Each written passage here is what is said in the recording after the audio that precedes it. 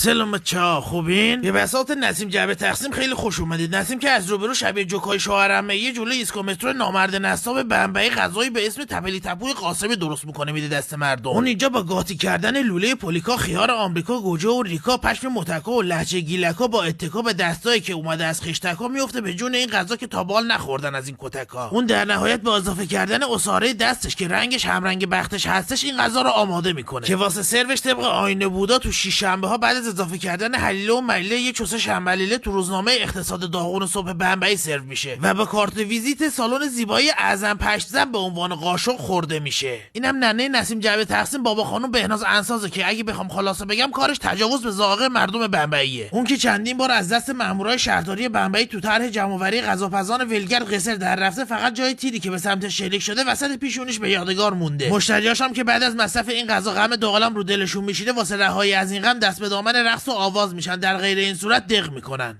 چی میرفتن دستا بالا سر، دستا بالا سر، بالا بالا بالا بالا بالا بالا دست، دستا بالا دست.